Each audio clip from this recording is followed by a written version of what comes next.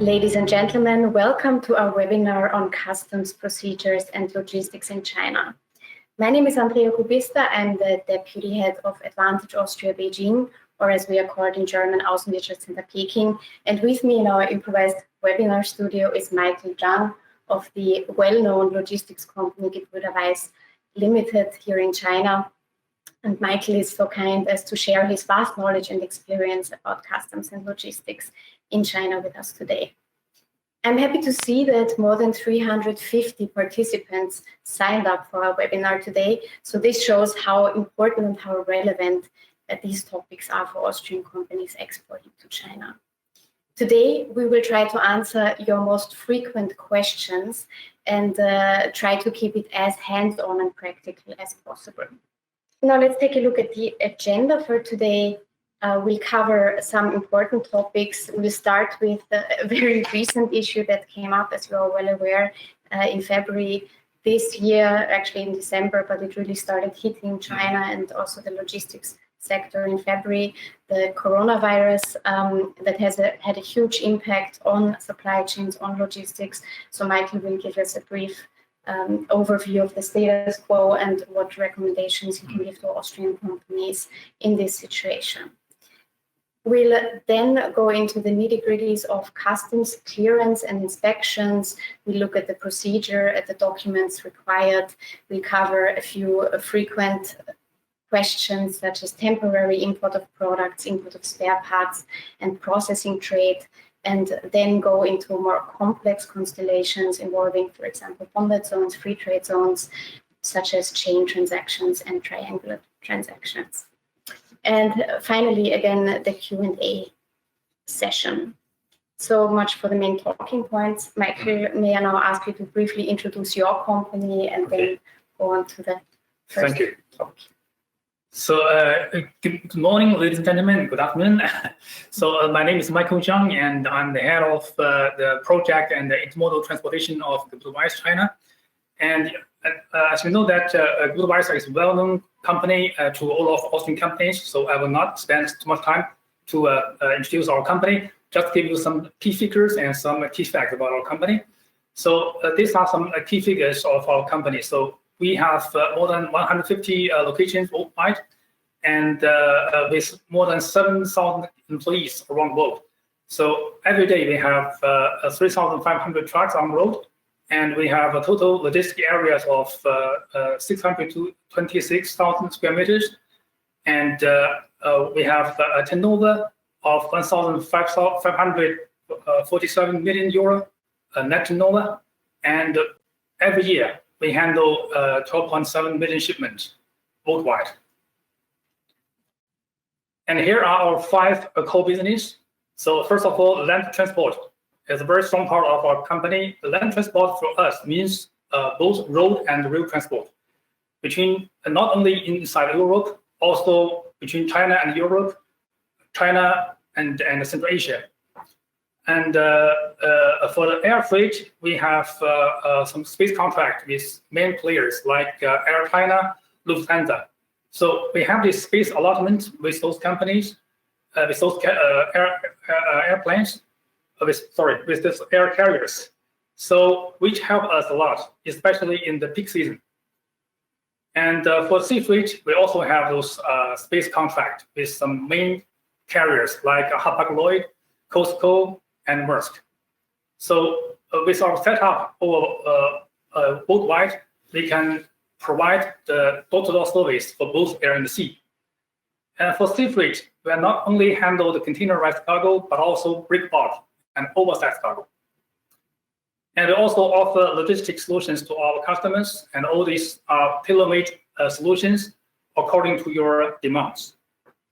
And in this, our own logistics warehouse, we have our own OWM systems to help our customers for their inventory management. And also we have these industry solutions for some specific industries like the automobile industry and electronic industries. So we have a very professional teams to handle those business with our long-term corporate customers.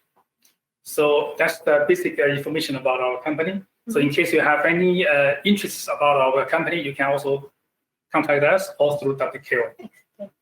Thank you. Then let's move on to the first topic of today, the coronavirus, which I think is on everybody's mind. What effects have you seen in the logistics sector in China specifically? So this coronavirus has, I have to say, has a very negative impact about this logistics industry. So up to now, so this especially for the air freight. So I should say up to now we have observed a decline of the space by 80%, which means we have only 20% available at this moment. And a lot of airlines, they cancel flight to and from China. Yeah. But right now we still have some freighters, which means cargo flight. They're still functioning. For example, Air China, Lufthansa, they still have 2 or 3 cargo flights per week from Beijing or into Beijing. So, which means the space is very tight and the freight is going up sharply. And this is some bad impacts on the air freight. And for the road transportation, we also have some restrictions on the road, which means the drivers are required to fill out a registration form and a health declaration when they go past this toll gate. So, which means, obviously you can expect some delays on local deliveries. Right. Okay. And also, Kazakhstan, they already closed the border between China and Kazakhstan. And right now we have some shipments stay in the border China side, waiting for the reopen of the border. And also we have some export controls from customs on medical protection materials for the export because of the increasing demands from the China people in Chinese market. Something like surgical masks, something like protection suits. Okay. But the good news is that China-Europe blockchain is still working and back on track by the end of February. So I would say, in case you have any logistic needs, the China-Europe blockchain would be a very good alternative solutions compared with air and sea, because it's going faster than sea and a little bit cheaper than air. But that still means that within China, especially the road transportation aspect, is not up to speed yet, right? Since truckers have to comply with quarantine requirements when they leave their province. In some part of China, we still have these problems. For example, Wuhan is completely blocked. But for some other part of China, I think the situation is improving a lot. So right now, more and more roads they reopen and they cancel this block. So I think at least from some real hubs like Zhengzhou, Xi'an, and Chengdu, this blockchain works very well. And what does it mean in terms of prices? How did the shortages affect prices? Do you have an estimate? So we should have. I have to say that there's some a bad impact on the price. The prices keep on increasing, but for the blockchain, the price is not increasing so much like air, because we have just much more space if you compare with blockchain and aircraft. So one blockchain we can carry more than 40 containers. So you can imagine how big it is space capacity it has. Does this mean that an Austrian company who wants to ship to China should reserve capacities in advance, try to make arrangements? We strongly recommend that if you have any shipments ready to be shipped to China, you just try to make a booking in advance. Let's say for the past, we require 10 days before, but right now we suggest at least 2 weeks before departure. So you can see it has had quite a big impact. We are, of course, following the situation very closely. And if you do have any questions, don't hesitate to contact us, to contact Michael Zhang, to try to find a solution for your transports to China. Now, Michael, before you go into customs clearance and the details, I would like to cover some basics, especially for companies who are not that familiar with exports to China yet. Okay. We already spoke about the import licenses. You need to check if your product category can be exported to China without an import license. Licenses are required for products, especially in the agricultural area, you know, talking about pork, talking about meat products in general, or other agricultural products. So this is something you need to verify with your importer first, or with us. You can also contact us for this. And we can also check for you whether your product needs to comply with Chinese national standards and whether you need certifications such as CCC certification. How can we verify this? There's a tariff directory, a Chinese tariff directory, where you can not only look at the import conditions for your products, but you can also check with which import duties apply in terms of tariffs, import VAT, or sometimes also consumption tax.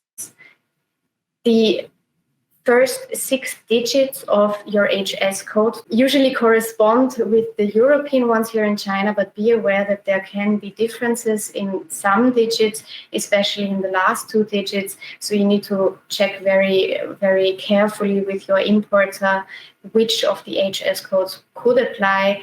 And it also makes sense for your importer to check with customs, with the local customs office, which HS code could be applicable to your product. Keep in mind, though, that the binding tariff information, verbindliche Zolltarifauskünfte, does not exist in China. The HS code is assigned by customs when you import for the first time. This means that you do have some uncertainty. Michael, I believe there are also options to apply for an HS code in advance, but it's rather complicated, isn't it? Yeah, so I mean, you need to prepare some supporting documents and help the customs officers to identify which HS code is belong to. That is possible.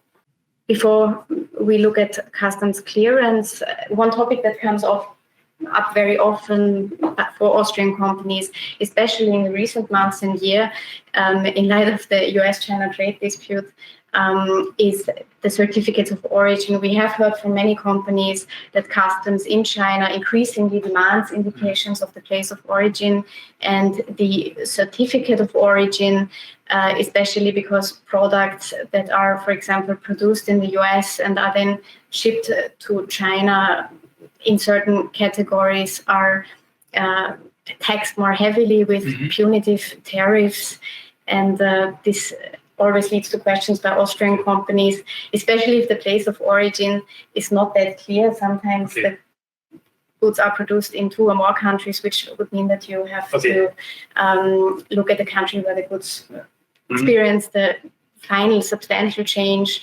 And one question that we get very often in this context is which tariff applies if my goods are produced in the US, but then I'm being creative and I'm shipping them via Thailand, for example. Okay, so let me clarify these questions. I mean, very important to remember that the place of origin means that where this product is originally manufactured. It does not mean where this shipment is coming from. So this is very important. For example, that you have some products manufactured in US, the origin of the goods is US. No matter if you ship it to Hong Kong first, or Thailand first, or Canada first, or Australia first. So it's originally produced in US. Then the place of origin is US, and the US, they have to issue this the certificate of origin. So that's not a viable way to avoid. No matter where it's shipped to. And right now, I think I would like to share you something about this customs clearance procedures in China. So 3 topics. So first of all, right now in China, I should say nationwide, we have this e-declaration, which means right now we all have this paperless declaration at this time. So the consignee of the goods, they just need to scan their commercial invoice, packing list, and shipping documents, and send it by email to the broker at the customs, and then all this data will be automatically processed by the customs systems. So basically, you will not see a customs officer face to face. So it's all automatically processed. So in case we have any issues or any questions or any problems, So you do not have a chance to talk with a customs officer face to face unless you make an appointment for very important issues. Okay, and for this declaration, actually is quite efficient in China. Right now, the average clearance time, transit time, let's say from cargo arrive in the Chinese onto the warehouse up to the releasement of the goods, is about 2 or 3 days. So it's already very quick if you compare with the previous times. Okay, and the second issue is where to clear the goods. So right now, a consignee in China, they can make choice to clear goods either in the port of entry or at the local customs office close to the consignee's address. But the release will be arranged or made by the port of entry customs. Consignee, they can clear the goods and pay the import duty and the VAT in local customs house, but the physical inspection will be done at the port of entry. So this is something that we have to be clear about it. And in terms of documents, which documents are usually required? Are there any major differences, things that Austrian companies need to be aware of? For normal definite import, we only need the shipping documents like bill of lading or every bill or truck bill. These are the shipping documents, and the commercial documents including the commercial invoice or what we call pro forma invoice, as well as packing list. This is the documents we need. For some special imports, subject to some special permits or import license, you can refer to this customs tariff book. So they all have the remarks for each HS code. If there's no remarks, we only need these documents. Right. This is also something that we can check for you. If you send us the HS code for your product, we'll be happy to verify. Yeah. So next topic we're talking about is temporary import. I know there's a lot of Austrian companies that have such kind of goods to be imported to China temporarily, and they want to be duty exemption. So for the temporary import, we have this kind of cases. So for the case one is a duty-free temporary import for 6 months, but it's subject to renewal. So normally we can renew another 6 months, which means the maximum temporary import period is 12 months.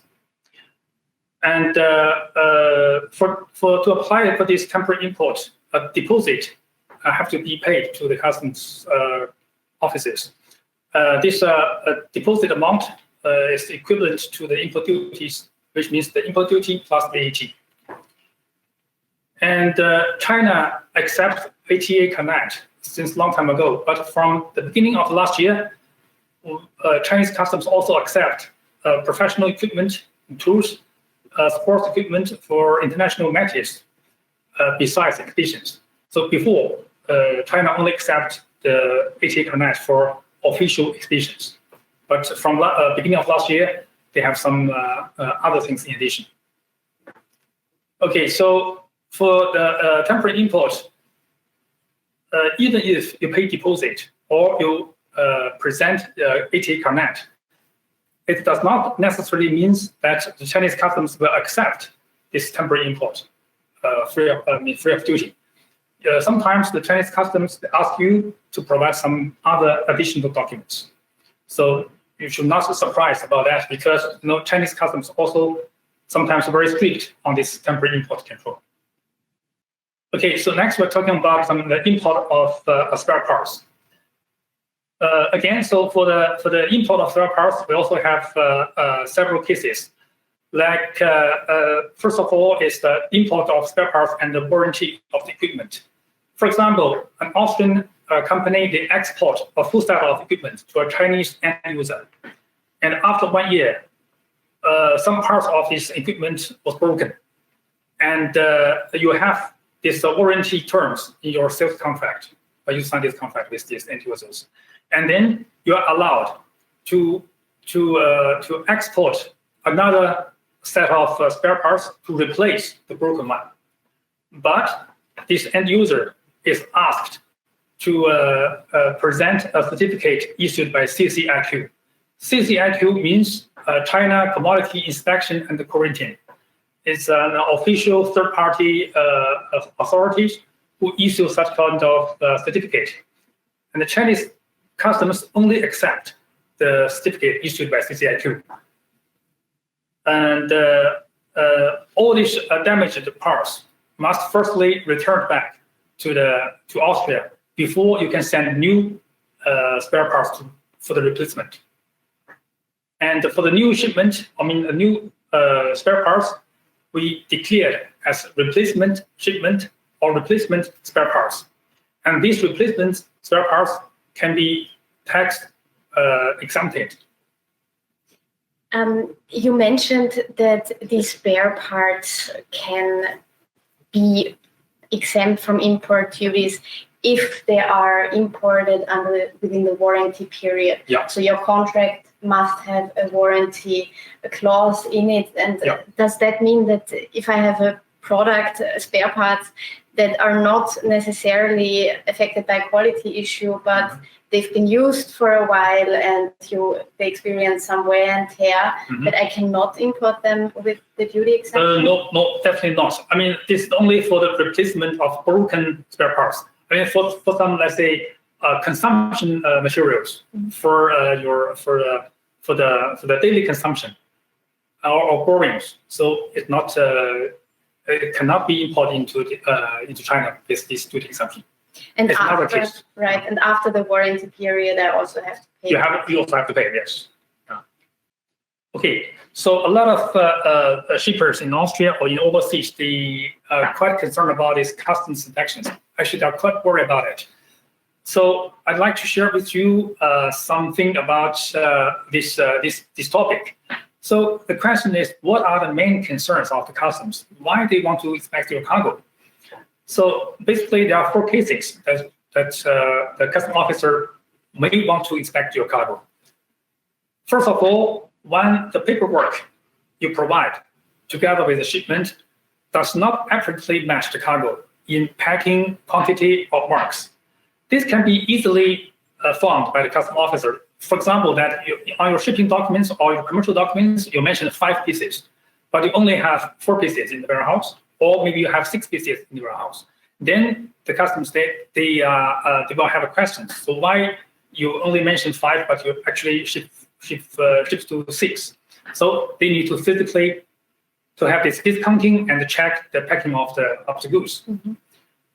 The second case is when your declared value is much higher or lower than the market level. So in the customs systems, there is a price reference recorded in their computer systems.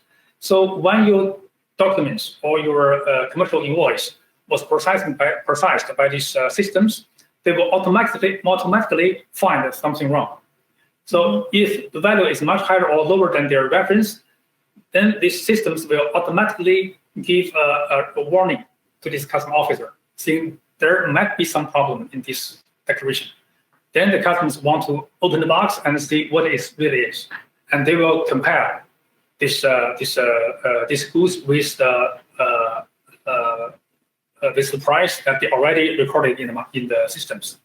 In case they find anything wrong, they will ask you to provide some more documents. The third scenario is when customs officers think the HS code you provided are incorrect. So, the different HS code obviously means different import duties.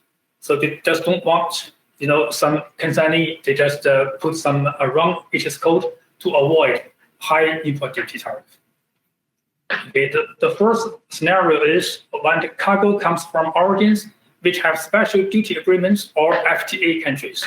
So China already have some FTA agreements with some countries like China, New Zealand, like China, Switzerland. So when cargo coming from those countries, they have some favorable specific special duty tariff applied on those goods. So if the goods are not coming from those origins, but you declared or you present the certificate of origin from those countries, then the customs officer, they have good reason to have a physical check of your goods. Okay, our last topic for the day is connected to free trade zones, to bonded zones, the processing trade. Maybe you can explain a bit what processing trade is and how companies can use, for example, the bonded zones. Okay. The processing trade means that China consignee is only work as an OEM. They only make this manufacturing in China. The raw materials will be imported from overseas, and the finished products will re-export to overseas, which means China only do this manufacturing only. In this case, those raw materials imported from overseas will be duty exempted. But for those for such kind of manufacturers who is doing this processing trade or processing business, they must have registration and permit from local customs. They will get a kind of a bonded handbooks to record every item of the raw materials you import and every item of the finished products you export. And this raw material import and the finished products you re-export must be match each other afterwards, for these verifications. So such kind of import goods will be import under exception, a duty exception, and we call it processing import. Now, what are the benefits of free trade zones for Austrian companies apart from the processing trade? So free trade zones in China, right now we have 18 official free trade zones, which is approved by the central government. And in free trade zone, you have actually you can have your factory, you can have your shopping mall in the free trade zone. So all the goods we import from overseas to free trade zone is duty exemption. They don't need to pay any duties. But if you want to move anything out of the free trade zone, then you have to pay the import duty and make customs clearance. And all this the import control measures, or this the way of the import from free trade zone are basically the same, the way that you import from overseas. And the goods can be transported between the free trade zone and overseas without paying tax and duty in China.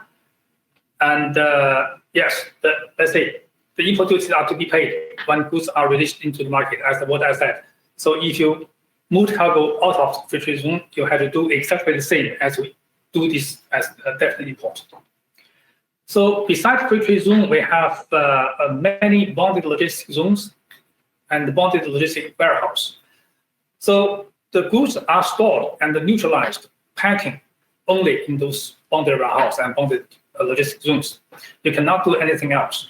So why you do neutralization? Because sometimes, let's say an Austrian company, they order something from a Chinese supplier and they export or they sell something to their end user in China. This we can do via a bonded logistic zone or bonded warehouse, which means this Chinese supplier will export this product to the bonded warehouse or bonded logistic zones.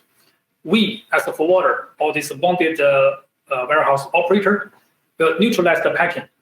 We can put the Austrian company's label or your trademark on the outer package of the goods, and then we move out or we make delivery from the bonded warehouse to your end users. And for this supplier, when they move their products from their factory into the bonded warehouse, it means they finish the export.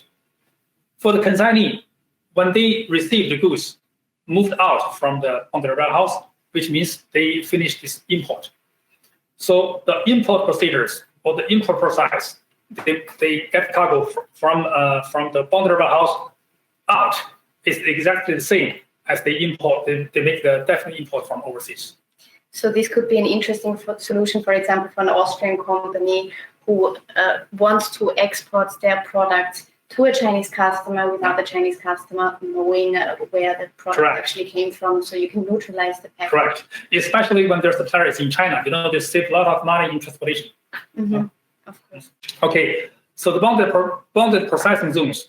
In bonded processing zones, the factories or the companies they can process in customs bond. As what I said previously, they can move the raw materials inside this bonded warehouse without paying duties, and they make this manufacturing, and then they re-export outbound this bonded warehouse and export to overseas. Then everything is under customs bond. Now we look at a quite complicated case study. I think something that many Austrian companies are dealing with and that always leads to many questions are chain transactions or triangular transaction. Means me as an Austrian company, I want to export something to my customer in China, but not directly, but via my dealer. Maybe we also have a constellation where my product is actually produced in China and then sold by my dealer in a different country to my customer in China. Maybe you can explain how that would look for an Austrian company. Okay. So this is a very common question because several Austrian companies already have such kind of questions, and let me briefly explain what will happen in this case. So we call it simulated import. For example, there's an Austrian company. They want to sell something to a Chinese customer in China, but due to some limitations or some restrictions, this Austrian company cannot sell directly to this Chinese company under his name. He have to go via a dealer. For example, this dealer is in Korea, but can be in Hong Kong or in Thailand or Japan, so wherever else. This sometimes this happens because of these IP issues. This intelligence property protection issues. So they cannot sell it directly to China, but have to go via a dealer. So in this case, first of all, they just sign a contract with this Chinese producer in China, and they buy those products, and they pay this Chinese company buying the goods in China, and then this Chinese producer will export their products to a bonded warehouse in China.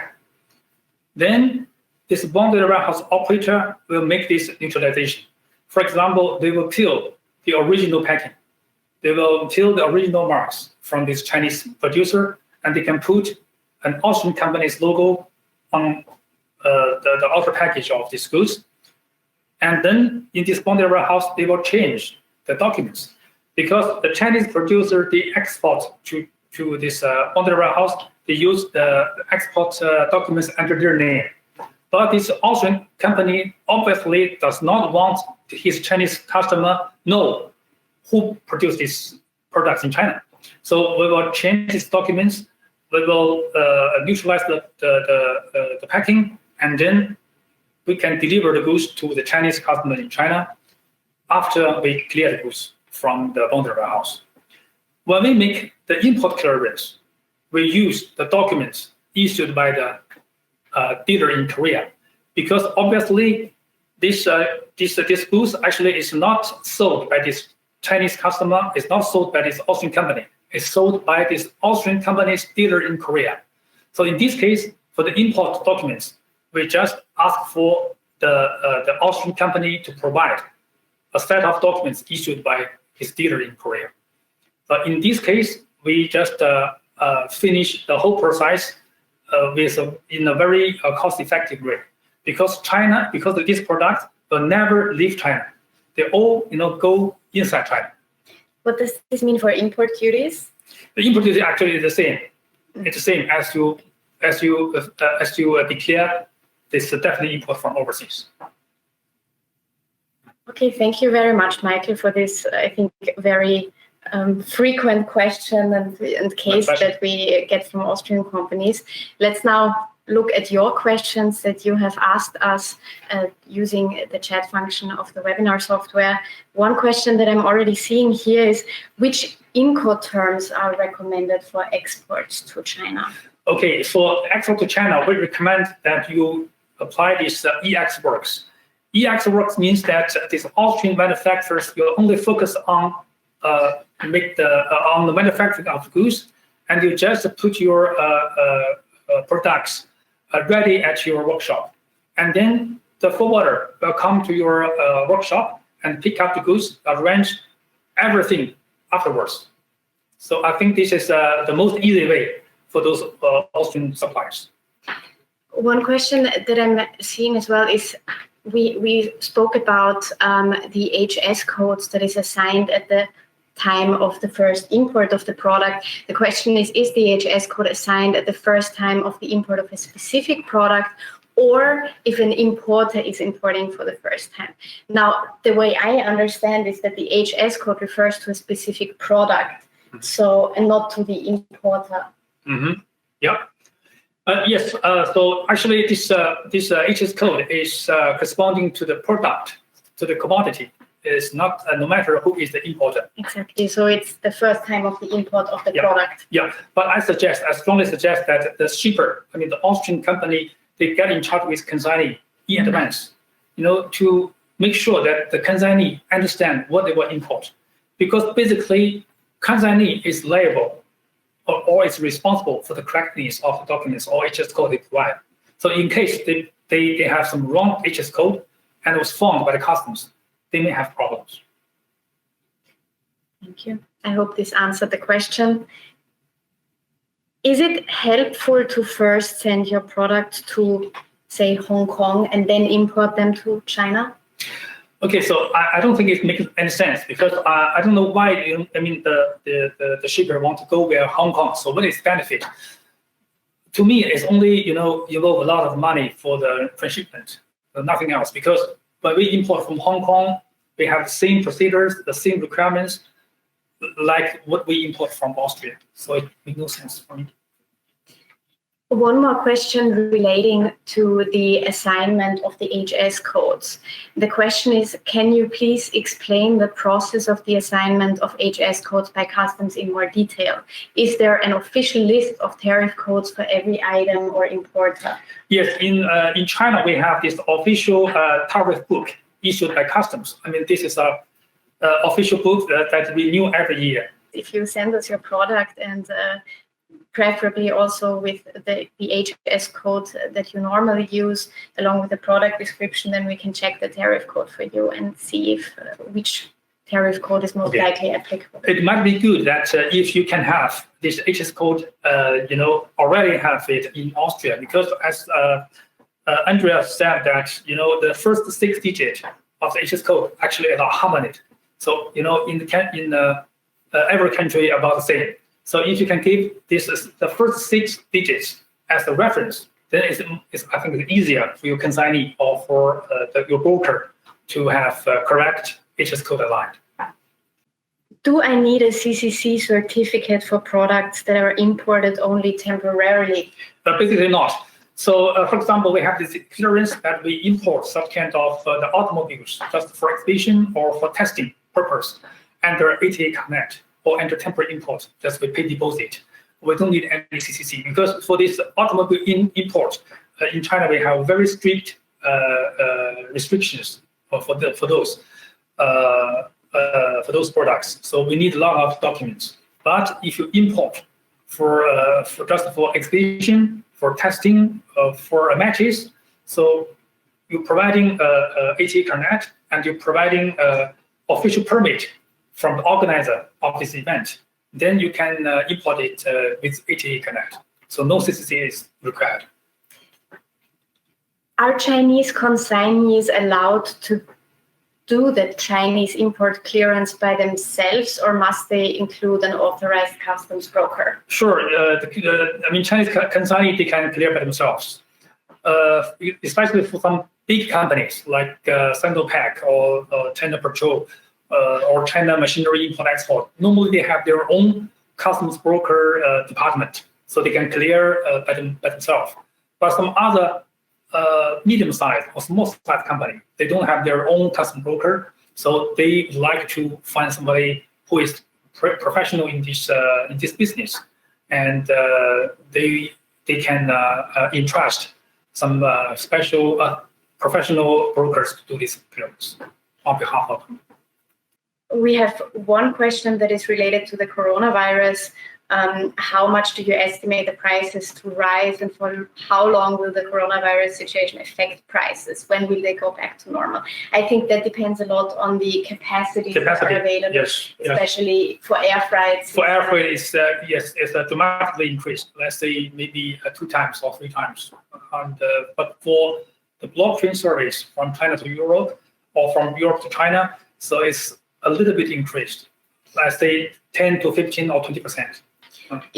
How long this situation will last will depend on when I think these measures will be relieved a little bit, especially in the air freight area. We have had many flight cancellations by many airlines.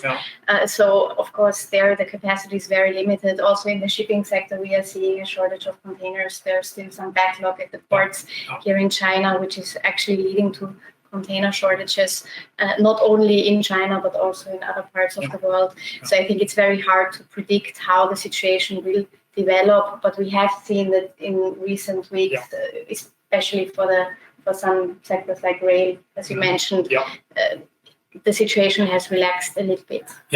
Actually, one thing is important is, even though we have this coronavirus in China, the air transportation or the rail transportation, sea transportation facilities are still functioning. Yes. So in case you have any transportation, you can still send us the inquiry, and the goods are still move on. But you just need to expect a longer delays or more delays than usual. There is one more question about used products this time. Is the import of used products possible? Okay, so yes, it's possible, but again, we have very, very strict restrictions on the used machineries or used equipment import. Unless you have very good reason or you have this special permit from the government. Otherwise, you cannot import these used goods. Then we have a few questions I can see regarding spare parts. One question that came up is for replacement shipments, no import duties have to be paid. What about the VAT? VAT also no need to pay. But in this case, where I want to have something more to explain something more about this spare parts import. So we have 2 kinds of scenarios for this spare parts import. One is the replacement. One is the repair spare parts. It's different. So replacement means that this spare parts was proved completely broken, and it cannot be repaired. And then you send it out, and you import a new replacement with this CCIQ certificate. Then you can import it without paying duty. But for repaired, which means that you have this spare parts broken, you send it out to Austria for repair. After repairing, you send it back to China. In this case, you have to pay the duty on top of the repairing fee. It's not completely duty-free, but you have to pay a little bit on the repairing parts. Regarding spare parts, if the return of a damaged part is not possible or it is too expensive, will the replacement part sent to China be subject to import duties? Okay, so in this case, you can talk with CCIQ and ask them to put a remark on this certificate, saying that these spare parts are completely broken and cannot be used, and maybe they ask you to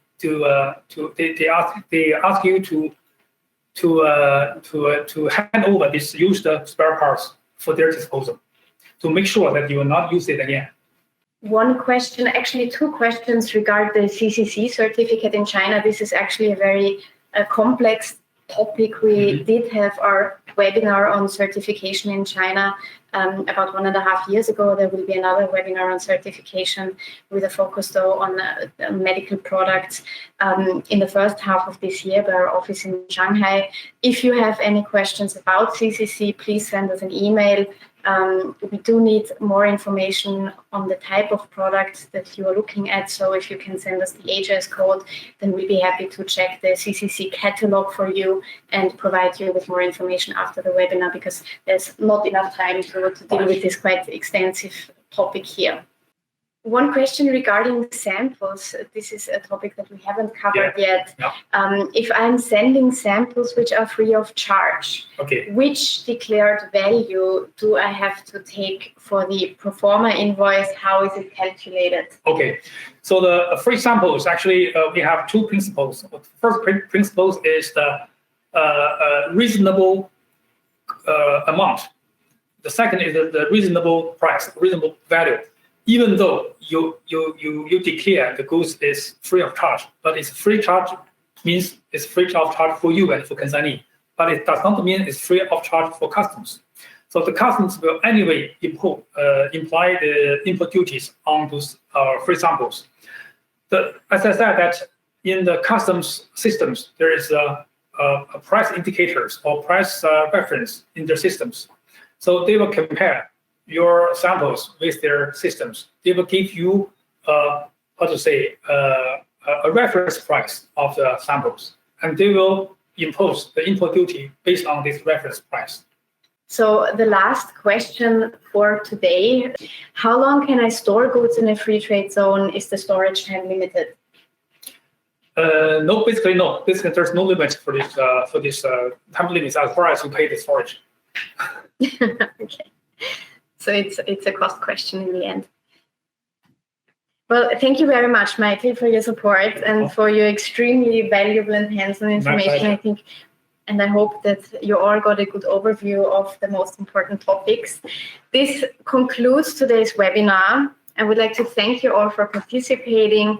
As mentioned before, if there are any questions left unanswered after this webinar, please do send us an email. You can see our contact details on this last slide. We'll be very happy to answer each of you individually. I wish you all the best for your business in China. Remember to use our services and also the services of our trusted expert, Michael. And I hope to welcome you to one of our next webinars soon and wish you a pleasant day.